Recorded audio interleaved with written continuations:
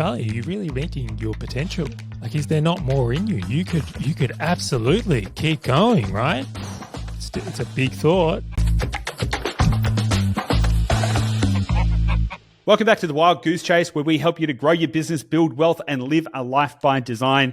And today's episode is all about doing all of those things. In fact, the guest that I have on today his name is Charley Valher, and he has, built and exited a few businesses. He's built a significant property portfolio. He's achieved financial independence, but more specifically, he has created spent the time to create a life by design. So we talk about what that means and how other people can get there themselves. So we talk about how to set the right goals, what are the kind of steps you need to go through, how do you overcome the emotional challenges once you start to pass a precipice, and how to kind of align yourself to become the best version of yourself.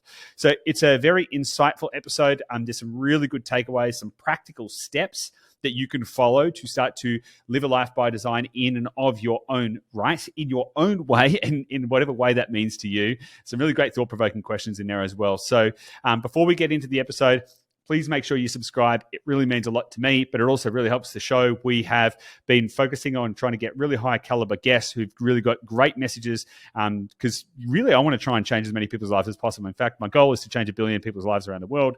This is just the start, so welcome and thanks for being on the journey with me as well. But it really makes a big difference if you can subscribe and like and share this with somebody else that might benefit from this too. So without any further ado, let's get stuck right into it. I'll see you on the inside. Hey guys, welcome back to the Wild Goose Chase. Joining me today is Charley Valher. Now, Charley is someone who has managed to create a life that he doesn't want to retire from, which is pretty bloody good, I think. And I think that is something that a lot of people probably aspire to. Or if they haven't thought about it, when they hear that, they might think that's pretty interesting. Charley, how are you today? I'm excellent, and it is pretty bloody good, I will say. I enjoyed it a lot. That's awesome. That's awesome. So what I'm interested in digging out here in this episode is really trying to understand, what does it take to create a life that you don't want to retire from? Because a lot of people they're on this kind of quest to achieve some degree of financial freedom. But I don't think a lot of people really think about what that means. And also, what are they going to do on the other side of it? So I kind of want to unpack sort of some of the practicalities around that. And then also why have achieved, a certain degree of financial freedom, but you haven't just sailed off into the distance. I'm interested to kind of unpack some of that. But what would be helpful for a bit of context is could you just give us a bit of a background? You've owned and exited different businesses. You're a pretty successful real estate investor. Do you want to give us the kind of Cliff Notes version of that, just so we can set up some context on which to build the rest of the conversation around? Yeah, let's go for it. So I'll give you a dot-pointed journey. There's plenty that's happened within this, though. So high school dropout, proudly. So dropped out of school in year 10. I was playing in a band and thought I was going to be a successful musician. Didn't go the way that I expected. Turns out the curveballs in that industry. Being I hadn't paid attention in school, I actually did a plumbing apprenticeship. So qualified as a plumber. Thought that was going to be my path, right? I was very interested in property. I had these ambitions of, doing renovations and even did a couple. One big problem with that is that I just hated it. Wasn't for me. Secretly, although not so secretly, I was getting up, plumbing during the day, and then I was working online in the afternoons and evenings and even on the weekends, and eventually made the transition into online business. I was very fortunate. My first online business was an eBay store that did quite well, but I got in way over my head and ended up actually selling that business to one of my competitors. I thought the business was the problem. I didn't realize I was the problem. So I picked another business and ended up starting a marketing agency, which was my second business. That did quite well. I got that up to 15 staff and 7 figures, and then was able to make an exit on that one as well. A competitor in the SEO space, which I don't know how specific we wanted to go there, ended up wanting my client list. So we did a deal and I was able to make a transition on that business as well. After that, I got into the BPO industry, which is how we first met, Goose. What is many years. BPO? So for anyone who's not in the language of BPOs, it's what I would call a VA agency. Essentially, we were a recruitment agency for Philippines staff and providing them to Australian business owners. Mm-hmm. So while I'd been in the previous business of building the agency, how I developed a bit of an edge is that I was one of the earlier adopters to, let's say, overseas arbitrage. So many agencies in Melbourne were just hiring people in Melbourne. That was a very expensive proposition versus I had maybe half my team in Melbourne and half my team in the Philippines in this case. So we were way more efficient with our costings, which made us very competitive. Not to mention that I could just undercut many other people, and that was a method I used to acquire work back in that. But did the BPO thing. We got up to a team size of over 100, and that was a interesting, challenging, and I'll say just awesome learning experience. I learned a lot from that, like a lot about people and management and just business dynamics in a very, very different way. After that, so that business, I'll say made an exit, but ultimately made the choice to kind of wind that one back just due to some environmental factors that occurred there. I then started the media company. So that's what I do today. I have a media company called Valher Media, which we produce this podcast and many of the other great podcasts you do as well, Goose, which has been, again, I guess on this one here is that I had looked at what had been occurring and caught a big wave. I got the idea that podcasting was going to become something much bigger than it was at this point. I was obsessed with podcasts and they'd made a huge impact and changed on my life and wanted to essentially do more of it. It was something I was interested in. I could see an opportunity and has turned out to be a very, very, I'll just say good business to do. I've enjoyed it a lot. It's been very rewarding from not only profits, but enjoyment. Right, I've really enjoyed this business from there. And then to the side of that, you mentioned before, is along the way, I've been, I guess you could say, no, I'm just going to say it, completely addicted to real estate. I love it. Yeah, awesome. I love that. So I want to, I kind of want to go back a little bit. You said that you were over your head. You said, yeah, when you had the eBay business, what made it over your head? Like what made you feel like I'm out of my depth here. I've got to get rid of this thing. All right. So, what I was doing when eBay first started, right, the whole game was you had to be in the country you were in to sell from. So like Australians could only sell to Australians, the US could only sell to the US, and like that's how the game worked. So essentially what I did was an arbitrage business. So I would use a VPN, which I think is commonly known today. I would get on eBay USA, and then I would get on eBay Australia, and I would compare the prices. So I would go, look, I can buy this product in the States, and ship it to Australia for this, and then I can sell it in Australia, and then I would look to make a spread on that difference. Now, I was doing some pretty reasonable size deals in the men's hair loss space. So I would buy one of the products I had was like Rogaine, which I think is the commonly known one. So I'd be calling up pharmacies in the US and like ordering boxes of like, I'll take all your stock. They loved me because I was paying retail rates at mass to get things to Australia, pay the shipping in bulk, and then I was selling it here. I'm like, well, I was making a good spread on that.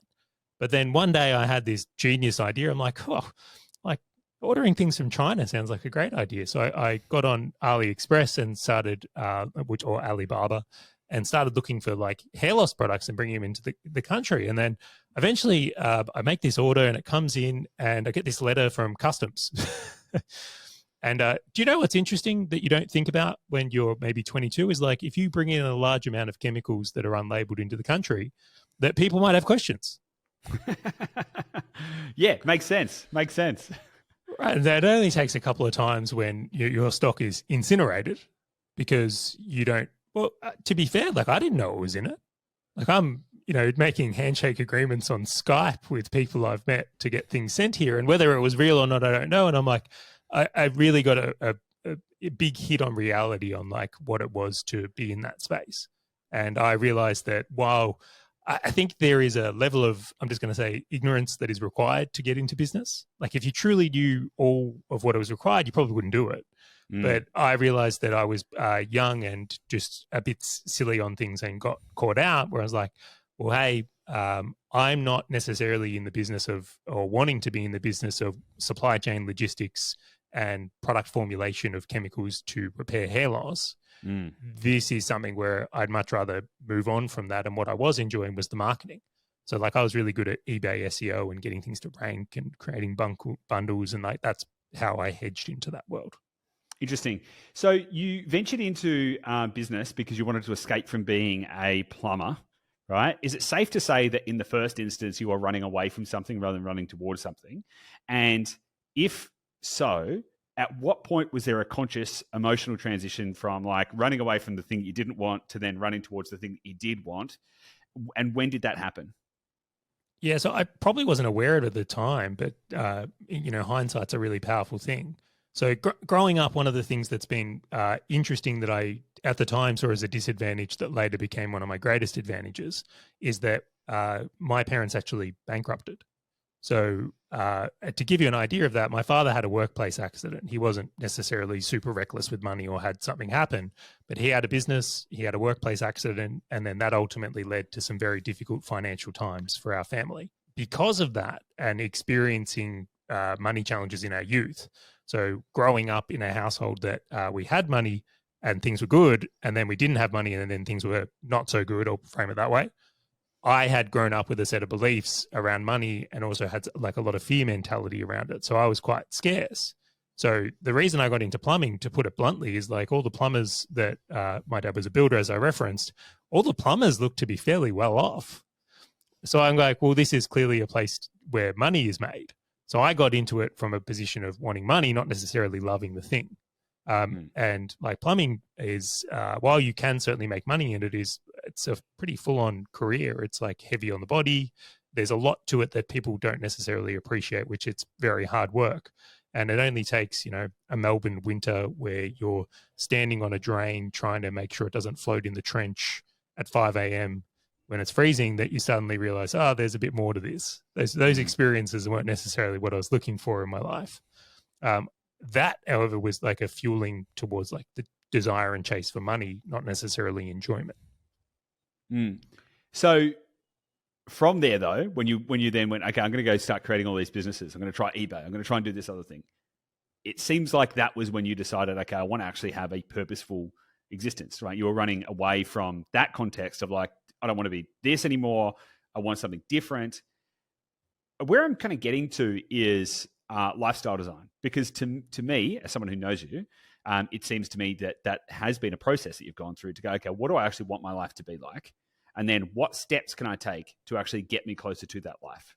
And so in the context of that, when did you really start to consciously think about, well, what do I want in life and how am I going to get it? I'm interested to kind of understand where that pivot point was in the journey specifically. Yeah, great question. To answer the second part of the question first, because that's what a good podcast guest does, right? Instead of actually answering the question. The point I make there is like when I hit a point of being financially independent, that was a huge shift on like when I put much more into lifestyle design. I really did. So in my mind, and this is all around a set of beliefs I had, was like solve the money thing first. And that had been reinforced by people like Naval, who I love. And then it's like, you can work out the other things. If that's actually true or not, I don't necessarily think so. You can completely have better lifestyle design, but this is just the approach I took. So for me, it wasn't until after, I'm going to say, the BPO, where like my mentality had been like grind and earn and provide for your family and set yourself up. Like I worked a lot. I didn't look after my health very well, and I didn't have good balance in the other areas of my life, whether it's relationships, friendships, hobbies. Like I worked a lot. However, like it was worth it. So I was being very heavily rewarded for the work I was putting in. I didn't hate it, to be clear. It's not like I was suffering immensely. Like business is fun, and I was enjoying what I was in business, but it's by no means not the lifestyle design I have today, where the flipping of the switch where I've said, hey, you've really got to readdress this, is when I hit that point of financial independence is, well, now why would you continually grind in business if it's not what you truly want? Like the outcome doesn't fit the means, like the inputs and outputs kind of started to mismatch. Yeah. So you have built a pretty substantial property portfolio as well. What do you think has been the biggest, what would you say, what are kind of the contributing factors to financial independence for you? Was it like once you could build a property portfolio big enough, that was the trigger? Or was it because you can make a lot of money in business, right? And so it seemed like you'd kind of worked that out. So it wasn't necessarily that making enough money was the problem. So talk to me about the relationship between business and property for you in reaching that pivotal point. Yeah, so I think this will help set some context. Property is a business to me, right? So like it's just a different business. It has different leverage, different mechanisms, and the big one here is different time commitments. So in the businesses, like I, in my mind, have my active business, and then I have my property business. And the reason I call my active business the active business is because the reality is if I stop, so does the business. I also look at what I do for active business, which is the media company. And the reality is it's not as permanent as land. Yeah. So there is an ability to make good money, like really good money in what I do, and many of the avenues around that. But will that industry even exist in 5 years? And with some of the things we're seeing in AI, I do wonder. But the property business has a different set of dynamics, but it's still a business. Like I still get a P&L done. We still run it like a business. Like there's a lot of that mentality. So it's just different worlds that I really consider it at. Now, to your point, when I was making and still am making good money in the active business world, but I more consider that creates cash, but it doesn't necessarily have the compound value in the same way that property's been able to. So my personal approach has been that if you're going to pursue active businesses that don't necessarily have asset value, which is the world I'm in, then one of the better ways to counter and play with that is to take the profits you make in a business like that and put it into something like real estate, or if that's not your flavor, maybe it's index funds or a variety of other businesses or things you could invest in. When I consider myself financially independent, though, and this is the terminology I use, is going, well, if you stopped, like you just went to bed and you decided, I'm done, I'm not doing this anymore, how long could you live? And is that perpetual? And for me, I'm at that point. So with the amount of assets I have now at this point, essentially there's enough compounding and rent and all the things that come in where it will look after me and my family for the rest of my life, regardless of what I do. And I think that's a very special place to operate from as a business owner, because it changes the risks you can take. It changes the lifestyle you can do. It really shapes things up in a very, very different way. Yeah. So how did that change when you achieved that, what changed for you? Like when you woke up one day, like talk to me about that specific moment. What was the emotional transition that you went through once you realized that you'd achieved that? Yeah, it was significant. It's a very interesting day, and not in the way I expected. And I would also say lifestyle design isn't what I expected, or living a life you don't want to retire to, where it's, I think we build these envisionments of like, okay, like, you just like sit on a beach and stuff. Yeah. It's not that at all, which is really fascinating. So the day it actually happened is I listened to a podcast about a financial independence calculator, and I decided I wanted to put my numbers in the calculator and see, am I financially independent? So I went in and I put my numbers into the calculator, and it hit me in that moment that I'd crossed the threshold. So I hadn't actually realized it to this point. I'd probably been financially independent for a year, but wasn't necessarily living in that identity. So again, if you don't know it, like, how would you? But yeah, that's really interesting. So what, like, correct me if I'm wrong, but in that moment, like up until that point, you were still chasing after that goal. You were like, right, I'm going to get to this point. And so in an instant, almost, you've gone from like, I'm still running in this race, climbing up this hill, moving towards this ephemeral goal, which I don't know, to I won the race. Not only that, is like I was well past the finish line. It's like there was a 100-meter race and I was like 200 meters down the road, and I'm like, right. What shifted for you in that moment? Like, what changed? How did that alter your?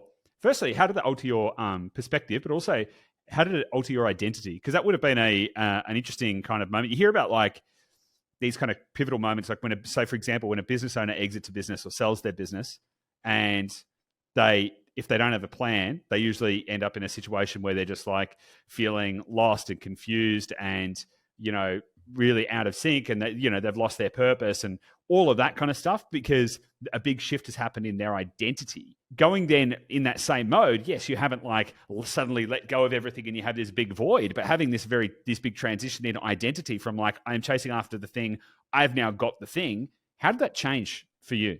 Yeah. So day one, I actually felt lost. I really do. And there was like, I don't have to go to work today. Why am I? Right. And then it's like, I hadn't necessarily had those conversations or confronted that point. And while I knew I was on this journey, I always had put off the idea of like, oh, you'll confront this when you're a bit closer. Like, you're not there yet. Don't worry about it. Like, just keep focused on making progress to it. Don't worry about it after you hit this.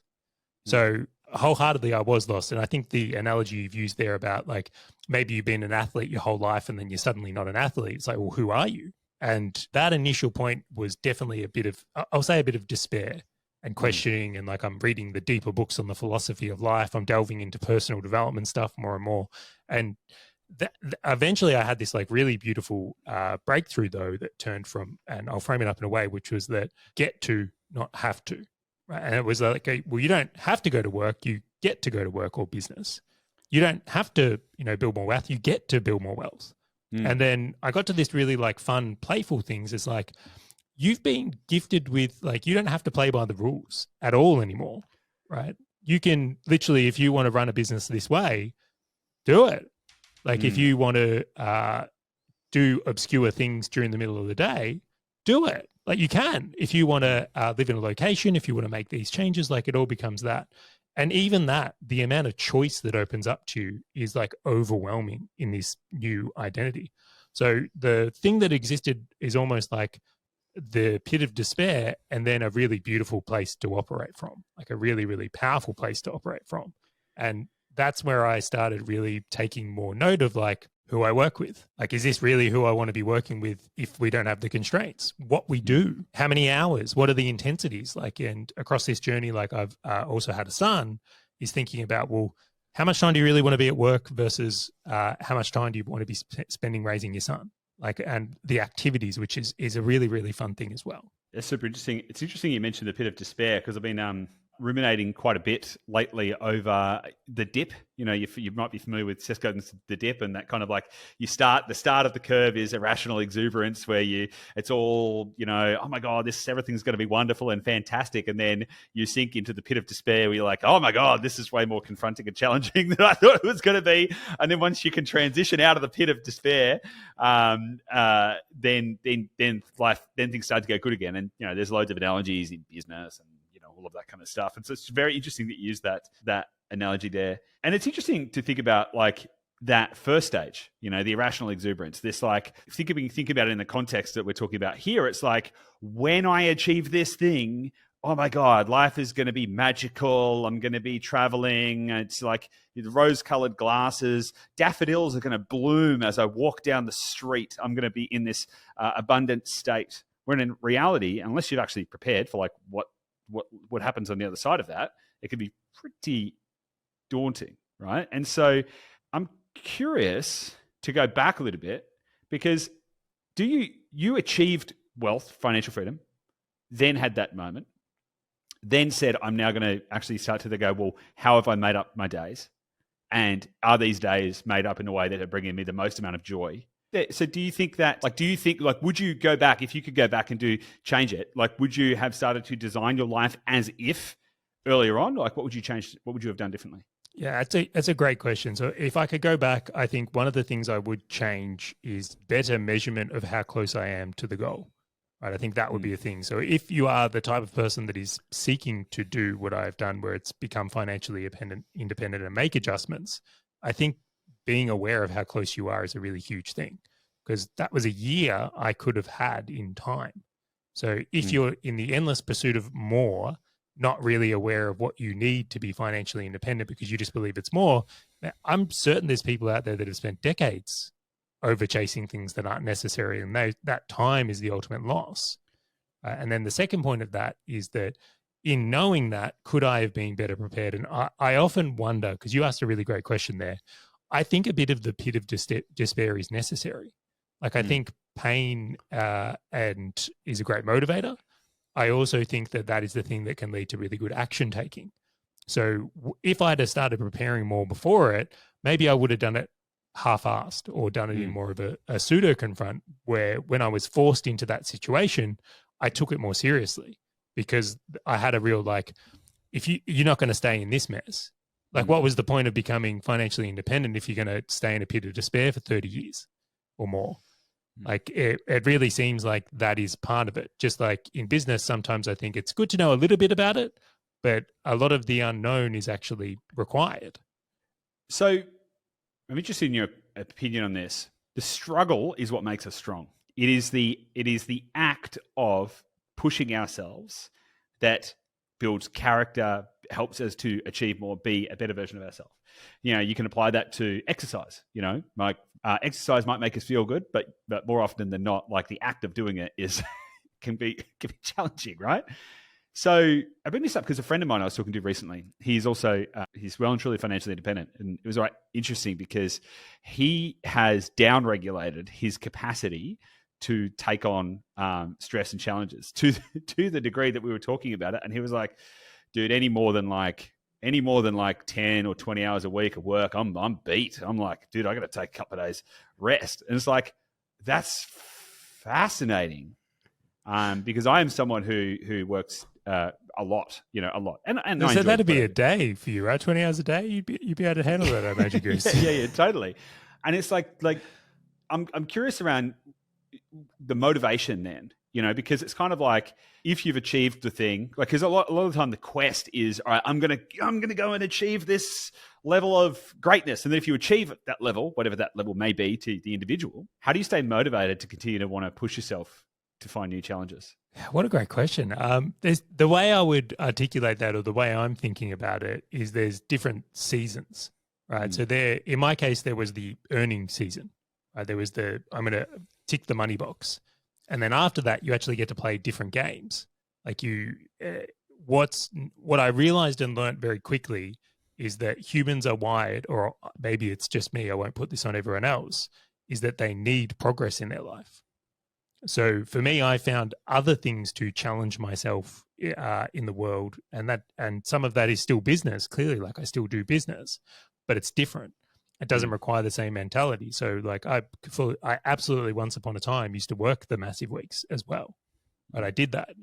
But that's not required for this season.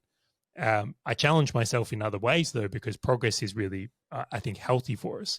So for example, Goose, have you played golf? No, well, actually I have, but I'm not going to go into the details of it, but let's just say I haven't played it sober and I haven't done it in the last 10 years. That shit is hard, really hard. It was very hard when I was doing it too, but maybe just for slightly different reasons. Cooking, right? Cooking is hard. Like I know it's easy to look at some of these things, but you only have to look at some of the highest level chefs in the world and you realize that is a difficult thing, where I've looked to other things that I've wanted to have in my life. And what being financially independent for is allowed me to pick things that don't necessarily have financial outcomes.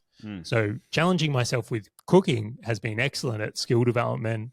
It's also, one of the things I look at for my health and longevity. Golf is a sport I'd loved before business and played before business, but I gave it up so I could dedicate my life to having a successful business. And I'd always said that one day I'm going to get back to this. And now the opportunity is there. It's like, well, why aren't you doing this? If you've got an opportunity where you can enjoy golf, and like I play on Mondays and Fridays, right? Just really to rub it in that I actually can have an independent life. Not to mention that I also don't play on the weekends because it's super busy and it's crappy to play when the course is crowded. When the course is crowded. But it's like, just there's some of the things that you get to do. And I think for all of us is like I give you one here, Goose. I know you've got music in you. I know it's in you because it's in me. And it's like, would it not appeal to you in some way or form to do something more with music at a point? Dude, 100%. I think regularly, I'm like, well, what would I do if I couldn't do business anymore? And it'd probably have something to do with music. So these are the things you get to allow back into your life and look at the smile on your face. Yeah. Right? It's like I can see him. He's like, yeah, I'm there. I'm DJing. I'm like, Yeah, totally. Completely. So these are the elements of us we get to enjoy in this season is where I really do it. And then the other side of it is like the kids thing, right? Getting to set an example for a kid. So it's like, for me, the idea of becoming financially independent and then just like not doing anything in life is like, I don't feel is a great thing to set as an example. So I want to make sure that I attain standards because I won't say I'm a parenting expert, but I will say it's very clear to me, Jack will do what I do, not what I say to do. So modeling is really important for me. How do you get over the guilt? Let me expand on that a little bit. We are, as a society, taught things like hard work is good and all of that kind of stuff. And a lot of people's, and I might just be talking about myself right now, just quietly. That's cool. But a lot of people's identity is tied up with their ability to strive and to work hard and all of that kind of stuff. How did you manage that transition from like a kind of like guilt perspective? Like, did you have to kind of, how did you go through that? Because I'm sure that you've been a hard worker, and like to be able to say, I don't have to do this now. And like, was there a piece of you that was sort of saying, by not doing that activity anymore, I'm failing? And, like, did you kind of go through any of that kind of stuff? Charlie, are you really reaching your potential? Like, is there not more in you? You could absolutely keep going, right? Yeah. It's a big thought. So like that is hugely what I was confronted with. Like, I've been very fortunate in my life that I like to think I've built some reasonable sized businesses. Do I really think that's all I'm capable of? And so I said, well, you could work really hard for another 10 years and see, test that potential. And maybe I will at a point. But I looked at that and many of the things that exist around that, and I ultimately came to the conclusion that this is my life. So when I'm 80 and I had these, let's say I'm in my 80s, although I'm quite hopeful that in our 80s exoskeletons will be really good and we're really mobile and doing a whole bunch of stuff. But I was about to say 100 then. But like when I'm 100, when I look back on this life, what am I actually going to look on here prominently? And for me, and this is a very personalized decision, the pursuit of just, going the part of working hard my entire life wasn't it. And I don't think it's it for a lot of people. I actually think it's the conditioning of society. I think it's a falsity that exists with these things. So for me, the journey really existed to get in those words there, get past the guilt and a lot of these questions, is I had to spend quite a bit of time on like the personal development side of things. So I've, in the more recent years, gone and done the work on myself to be able to deal with these things, because it was really a lot of my own insecurities. So, what does it say about me if I'm not the business owner that's grinding all the time?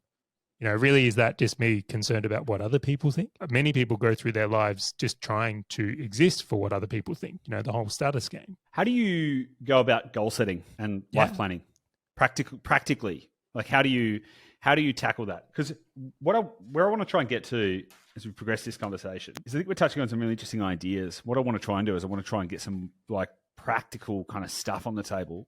Because a lot of people are probably thinking, okay, cool, sounds good, right? I can create a life where I don't have to, I can like let go of some of the guilt, I can live a better life, I can achieve all the things that I want. Wonderful. It sounds good. Sounds like Charlie's got it all sorted. So how can people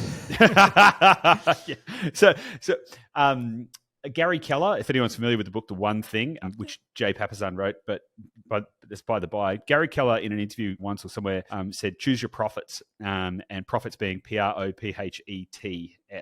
Like choose the, and he talks about this Jack LaLanne, who was this fitness figurehead in the 60s, 70s, whatever it was. And he was like, Jack LaLanne was his prophet as it related to health and fitness. But he's like, I wouldn't follow him for a second in regards to faith and everything like that. And the point is that people have very rarely are people, have everything all sorted, But to the degree that you have managed to create a life where you're satisfied with what you've got going on, that is still an example for other people, right? And so, I'd love to know. Let's start breaking it down a little bit. Like, how can people start to build up the right mindset and the steps to get to with whatever that looks like for them?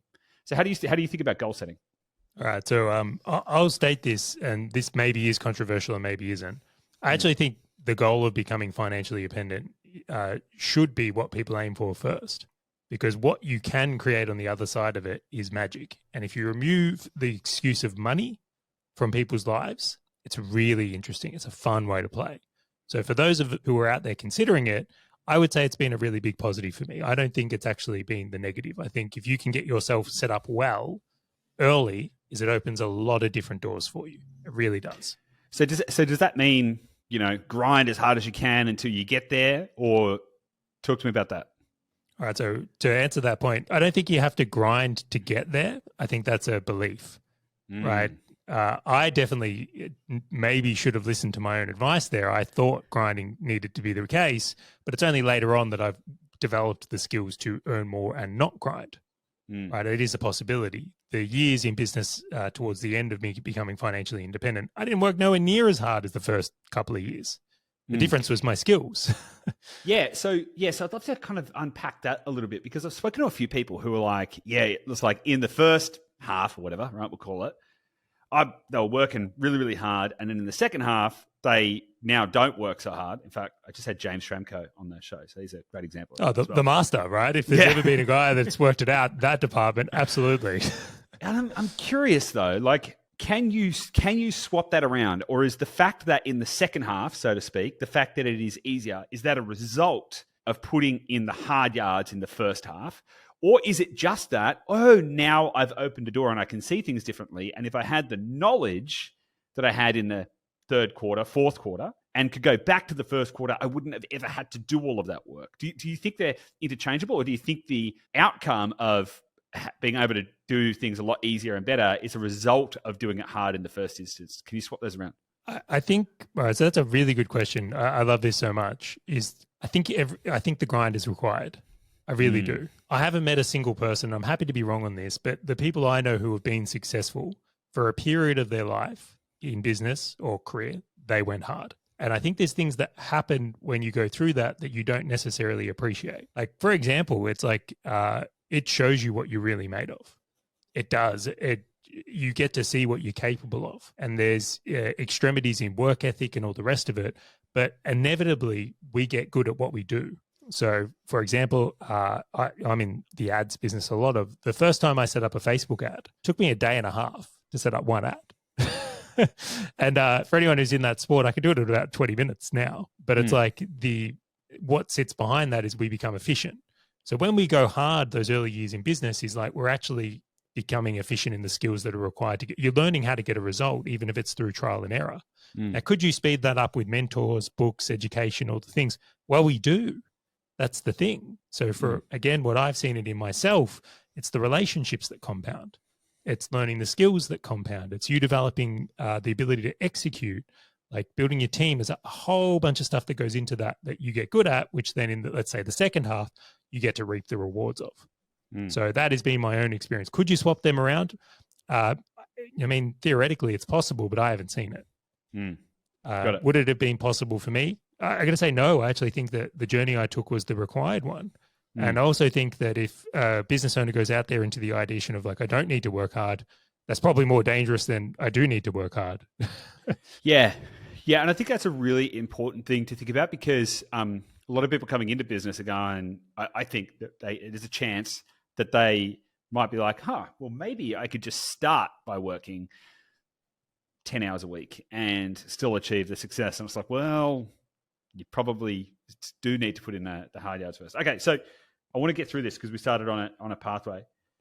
So step number one is basically focus on becoming financially independent. That was basically the kind of first step. Yeah, that would be my take on things. So once you hit that point, then there's the crossover of, like I've mentioned, the pit of despair and things like that. And then once you go to it, the key for me that I would want to share with others is there's a stage that's required of actually, I suppose, becoming to know yourself. Right. So, and this is where a personal development journey has been really good to me. There's people like DeMartini, who I know you've had on the show as well and connected with, is like, I think a lot of us aren't really clear on our own values or the things we enjoy or don't enjoy. Right. So you have to really unpack that. So it's kind of, I have been challenged with this at times of like, well, why golf and why cooking?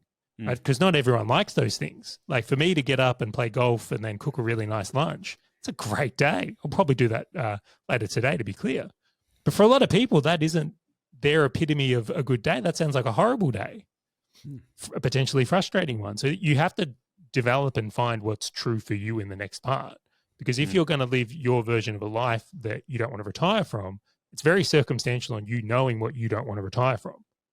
So getting to know yourself after this post-chasing money thing is different. Because the same things that work don't work, right? Cooking and playing golf aren't going to work for me in the making money area.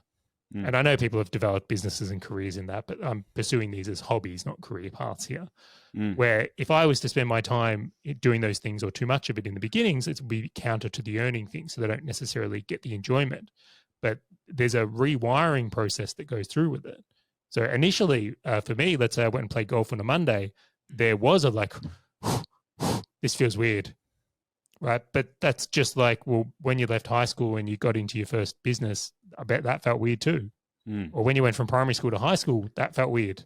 right? These changes in lives are things that initially feel weird that we normalize. Like, and that has been certainly the process for me. The second thing is there's many things that I realized I said I enjoyed that when I did them, I was like, I don't enjoy this. I was actually really good at like lying to myself. And I think many of us are like you might go, to use an example is that many of us will say, oh, you know, like I want to drive a Ferrari, like might be a car ambition. And then they get the car and it's like, they don't actually feel any better in the car. It was something that society approves of, but actually doesn't mean anything to you. And I've had quite a few of them come through on me, and like particularly in fitness, to be honest, like, you know, going to the gym or participating in these things. I'm like, do you know what? I'm like, I'm doing this for an outcome that I'm not necessarily enjoying. Or some of the, like I bought a car, and I had gone driving in that and not necessarily enjoyed it in a way that I thought I would. So there has to be a level of like exploration in this journey of like, you might try some things on and see how they fit, but ultimately then be okay with going, this isn't the thing I want. I'm going to bring something else into my time here that I do enjoy. I think that's a really important part of it. So the next stage of it is getting to know yourself, being okay with trying things and then turning them off and on. Like I actually suspected I would want to do less business. I thought I would go full lifestylist and maybe work 1 day a week or something like that. Not true. I love the game of business. Business is really good fun. Like when you get to create something and bring it into this world and provide people with jobs and have impacts on clients, or see someone use your product and actually have an impact on their world, that shit's fun. Like it really is. Doing it at the expense of everything else in your life, not so much. Or, you know, having to make compromises in those areas are really different. That's kind of the next bit that sits in the practicalities. And then for myself, what I've done is like every year on my birthday, I actually do a review. That's where I look at it and go, am I consciously happy with the direction of my life?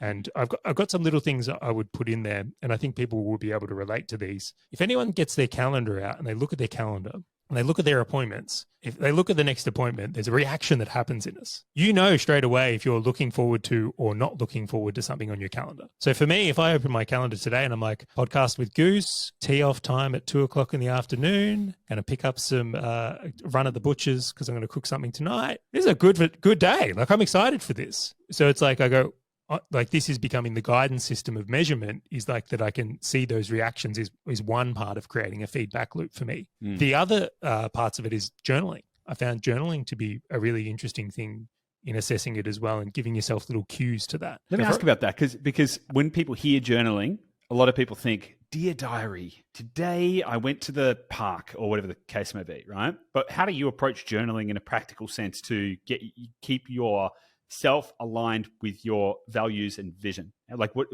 in a practical sense? Yeah, I think that journaling is one of those things that is misunderstood. It's you might think of it as, and I often do as someone we both admire does, Keith Cunningham, is it's really just thinking time. That's what it is. It's just the ability to take time for ourselves to think. And I like to put a little bit of structure around it, so to have some cues or things like that. Like I'm not necessarily trying to keep records of my life. Like I think many people think of journaling like having a diary, right? It's not the same thing. Where in journaling, it's like I really like to ponder many things, and sometimes I will just free write. But it's like, what are the challenges am I facing? Am I happy? Am I enjoying my life? Like is some of the things I really put into that. And there's some other cues, and there's many good journaling formats out there. But for anyone that's considering that, like it's interesting if you have on a piece of paper, are you happy? And you have to write something next to that. And you sit in it, right? Not just move on, but like for 5 minutes, like actually just 5 minutes. Are you happy? And you have to put that down. I think a lot of people would be surprised. And then you ask yourself the question, well, what would you change in your life to be happier? And you may not have an answer right away. And it's like, but not having the answer is interesting as well. It's like, not sure. It's a very interesting. At other times, you get a big pen and say, "Not a fucking thing. This is awesome. But awesome. Keep going." Yeah, but it's good to have that in our lives, I feel. Okay. So going back to the first step, which is the biggest step, which is focus on becoming financially independent. I mean, that sounds easy when you just write it down like that. I mean, I've got a very small notepad here, and it doesn't even take up a whole line. Focus on becoming financially independent. Oh, sweet. That's what I've been doing wrong the whole time. without going into like, what's the best investment strategy and all that kind of stuff, but I'm interested to think about like, how can people think about achieving that outcome faster? Now, I'll prompt this a little bit because I think a lot of people have potentially set themselves up for lives which are making that harder. So, for example, they might have very expensive cars or whatever that case may be, or you can make things a little easier. So, for example, geographic arbitrage. So right now I live in Bali. I live in Bali because I enjoy it. I like it. Every time I come back here, I travel a lot. I'm like, Gabby and I are like, oh man, we love this place. There's something about the environment that we really, really enjoy. But you could think about that. Now, geographic arbitrage also doesn't have to mean move to another country. It could be move into a smaller place or move regionally. Do you think that specifically focusing on how you adapt your current set of circumstances to achieve that first goal is like a critical step? Because otherwise you see a lot of people, they're in their 40s, 50s, whatever, and they're still chasing their tail and pushing that goalpost further and further down the road. So how would you think about tackling that from a macro level? It's again a really great question here. So first off, I'd say what I noticed is a lot of people might pretend they have the goal to be financially independent, but they don't. So you kind of mentioned like, oh, financial independence, like as a potentially like a little bit of a jokey comment on that. But the reality is most of the business owners we come across don't have that as a goal. Their goals are more tailored around size of company, not necessarily wealth, is my finding. Like if I go speak to most business owners of $10 million company, a millions in profits, but there's actually no conscious thought into, well, if you're making that profit, what are you doing with it? Like where for me, I really shifted that to a net worth goal. And if you consciously change the goal, so will your behavior. So it's like, oh, if you said to someone, be healthy versus lose 10 kilos, it's very different. So I think that for a lot of business owners, they're not putting any thought into this at all. And that simple change of making it a goal would have them view it and behave a little bit more differently. So point number one. The next thing, my strategy that has worked for me, and I can only say has worked for me, I can't guarantee it will work for anyone else, is that an active business is the vehicle which enables wealth creation. So I would not have been able to acquire the properties I have, which have done phenomenally in their own right, and I don't want to discount that. But ultimately, the secret sauce was that I was able to make money in business and invest heavily.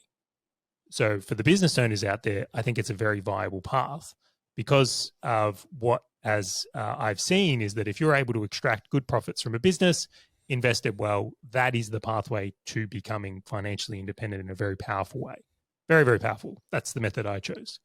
Now, within business itself, though, where I've been able to see and experience good success, although this wasn't consciously in the beginning, is actually being ahead of trends. So, for example, like eBay worked because I was an early adopter. My first agency was successful not because we were particularly great at what we did. In fact, I would even argue maybe a little bit too cowboy. But because there was no one else doing Facebook ads and Google ads at this time, it was a very limited pool of people that were doing it. The BPO business or the VA business, again, early adopter. And that even podcasting was an early adopted thing as well. So if you are someone that would like to make significant money, one of the things I look towards is going that Trends offers an immense ability to get in front of big waves. And essentially, and I love your statement of like, if you want a great way to make money is find out where it's going, stand in front of it and open your wallet, where that is essentially what's been able to be executed for me. Like that is the ticket in my world of how I've been able to achieve the things financially from business. How do you go about spotting and identifying trends to be able to stand in front of them? I think they're obvious, to be honest. Maybe initially, as I said, it was a subconscious thing where it's some of the advice I had gotten early on was that, for example, going back to where I was a plumber, is it was really hard to break into the plumbing industry because there was already so many other plumbers. So if I was a young 20-year-old trying to start a plumbing business and I'm trying to buy machinery and trucks and I've got to go to a factory and I'm competing against the guy that's been doing it for 20 years and already owns all of these things outright and he's got relationships and contracts, freaking tough. I feel for a lot of the younger tradies out there because I recognize the barrier to being successful in that industry is hard when you are competing against a lot of old guard. So I think that that is the reason.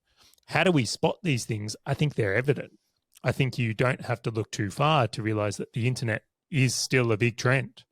I think that if you look to the boomers retiring, that's a big trend.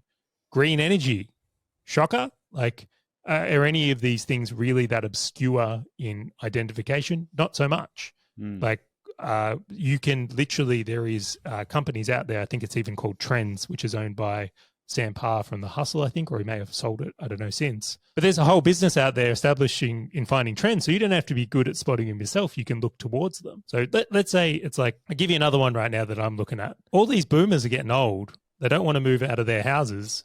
It's like, do you think there's a trend in like lifts and mobility access things going on right now? Like maybe if you're a young chippy, instead of building houses, modifying them to be suitable for people to live in for longer might be a really good trend to get in front of. Yeah, that's interesting. That's definitely an interesting trend. No, I like it. How do you, I asked earlier, but we didn't actually get to it. And I'm very curious. Specifically, how do you go about goal setting? You mentioned like you periodically review your goals to make sure you're on the right path. What practical method do you use to actually set up your goals? What do you do? Yeah, so it's, as I said, I do it every year on my birthday is when I do the review, but that's also the goal setting things. And it's like the magical question of like, well, what do you want? And I think that is probably one of the most powerful things to sit behind. Yeah, so I asked myself that very challenging question. And then the realization I had is that the danger is not picking. So if you're sitting with that question, which we all are, right? We all are, what do you want? And whether you're aware of it or not, you're heading in a direction. And it's like, if you don't pick anything, someone else is going to essentially do it, or you're going to end up by default. And I think for a lot of people out there, and this was one that I see quite commonly and also experience, is we end up a bit of default path.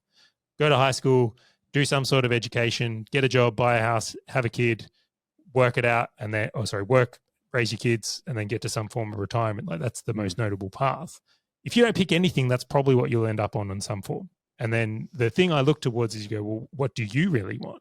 And that, again, is a very, very confronting question. I realize that it's okay to pick something, try it, and then if it doesn't work out, guess what? You can pick something else. Where the only real mistake I found in this exercise is not picking. One thing I would say on that is that most people get it wrong in the first instance anyway. Going back to like what you were saying earlier about like fancy cars and, you know, all of that kind of stuff. Like I specifically remember when I started asking myself these questions, because we're programmed with certain ideas of what good looks like.